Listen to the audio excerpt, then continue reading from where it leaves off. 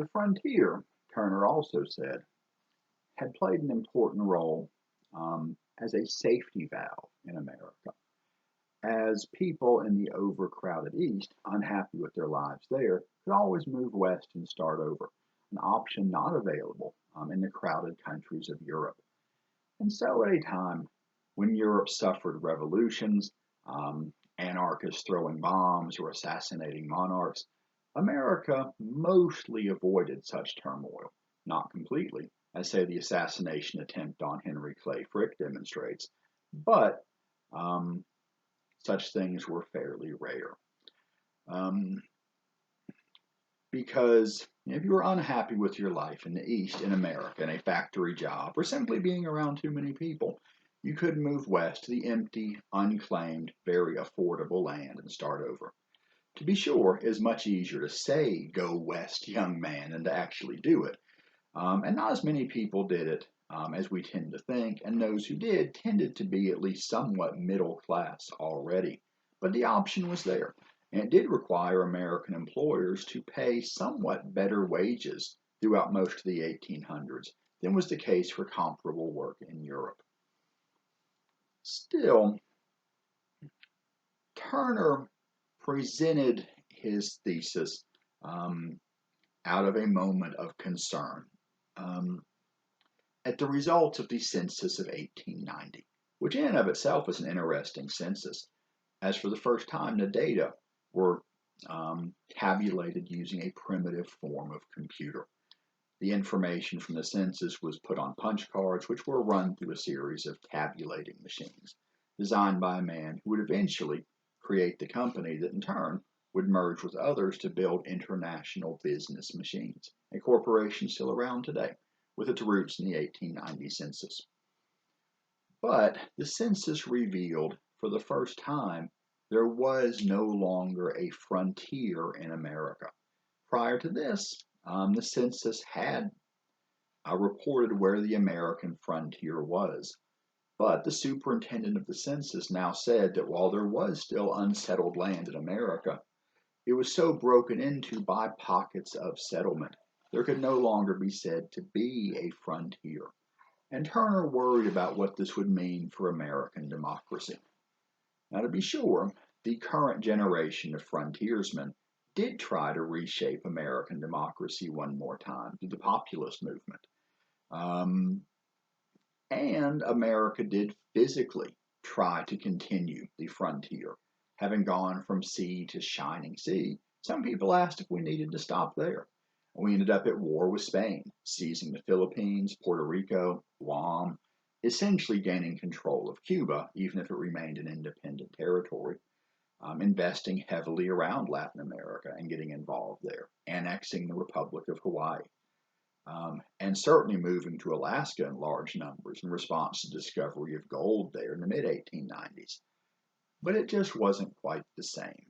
And Turner worried about what it meant for American democracy um, to, um, to have no new experience creating democracy on the frontier. Um, so that was a real concern by Turner, and perhaps one with a point. We have gone at this point 61 years without adding a new state to the United States.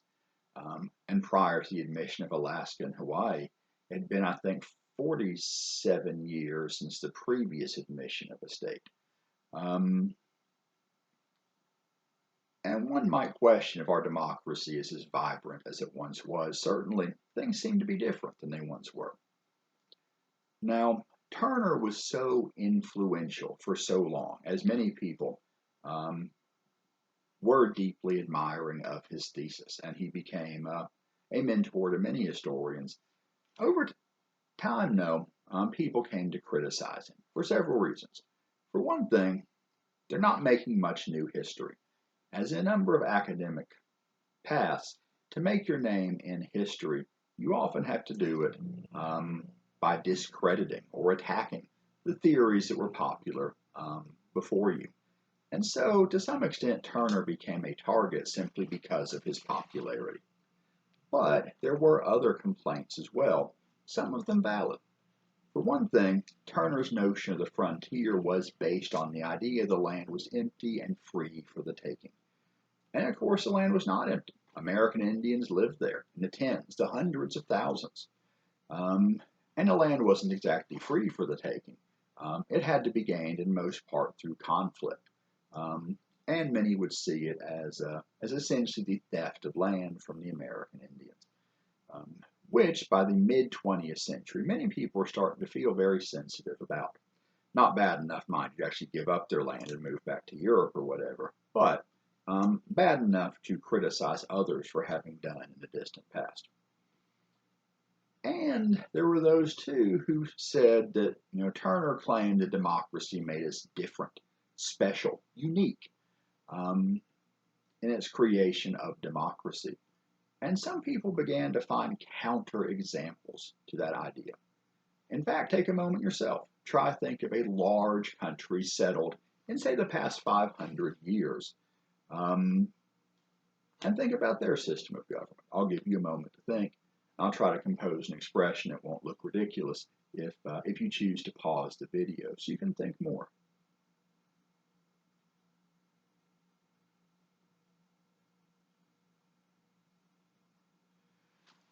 Um, Several may come to mind. Um, north, right north of us is Canada, a country slightly larger than us physically, and with a history much like America's, settled primarily by Europeans, as a number of separate colonies that eventually united into a single colony, pushing aside a native population, whom they call First Nations up there, as they went. Perhaps not as harshly as the United States did to our American Indians, but pretty harshly in many cases. In some cases, arguably even more harshly. Canada then created an artificial capital, more or less in the middle of the country at the time, just as Washington, D.C. was partly an artificial capital. And although I've had some people tell me otherwise, I think most people can agree Canada created a democracy of their own. So in some ways, that proves Turner's thesis, perhaps, that a frontier creates democracy, but does suggest America is not unique in that. We might look at Australia. It's our smallest continent, but the world's sixth largest country. They too settled a frontier, pushing aside their aborigines, um, creating a number of separate colonies that eventually united into one country and with an artificially created capital as a compromise between their two biggest population centers. Um, and Australia, too, is pretty clearly a democracy. Indeed, perhaps the country with a history more like America's than anywhere else on Earth, aside maybe from Canada's. We might see a similar history to some extent in New Zealand. We might also look at South Africa, where Europeans came, pushed aside to some extent a native population, although not entirely, and created democratic governments in separate countries that eventually united into the Union of South Africa, democratically, but by denying the right to vote to most of their black population. In many cases, treating the black population of South Africa far worse than American Indians were treated in the United States. Um, Although that's certainly a matter for debate, a debate I'm not going to try to address at this point. But it may say something that in America, to be a Native American is a mark of great pride. The term native in South Africa um, is viewed by many as nearly as about as offensive as a different word starting with N in the United States. So there was a frontier, and it created a democracy, but many would say a very flawed democracy.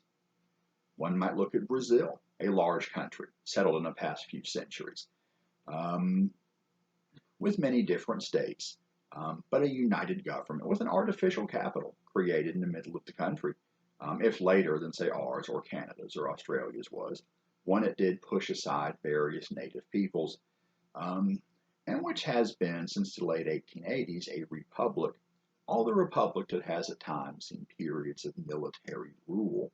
So one might too call it a flawed democracy in some ways. Um, and of course, the largest country of all, Russia, went from being a moderate sized country based around a few large cities in the early modern period to expand across Asia and create the largest country on earth by far. Um, Pushing aside to some extent native peoples, and just as America has Western movies and Western novels, Russia has Easterns about their settlement of the East, their exploitation of its natural resources, the construction of a transcontinental railroad, the famous Trans-Siberian Railroad, just as the U.S. and Canada have transcontinental railroads. Um, and it would be hard, I think, to say that Russia has created democracy despite having a massive frontier settled in a time, in many ways, a fashion similar to our own. And so some people have criticized Turner, again, for his indifference to the American Indians and for proposing the frontier made us special and different when other countries have had a similar experience, and some with a frontier have had a very different experience. Now, to be fair to Turner, many of those examples would not have really been functional examples in the 1890s. Australia had not yet become a united country. Um, Brazil had only been a republic for about 5 years at that point. Um, South Africa was still in the process of being united under British control. Um, and Russia had not even begun to pretend to experiment with a republic of any kind by then. Um, so, again, to some extent, this is criticizing Turner for not knowing things he couldn't have known. Um, but these are all valid criticisms of Turner. Um, However, Turner's now been out of fashion so long that now there's a certain amount of credibility in trying to rehabilitate Turner, being a neo-Turnerian. And so now, as long as you accept his problematic issues and address them, it's acceptable now to support the ideas of Turner again, as long as you put it the right way. And whether or not you like Turner, I think it's clear that the settlement of America's frontier has been very important in American history, whether or not it worked exactly the way Turner said that it did. And certainly, I think, an interesting framework for looking at American history, um, and a way of looking at a very important and significant part of our history, the settlement of the frontier.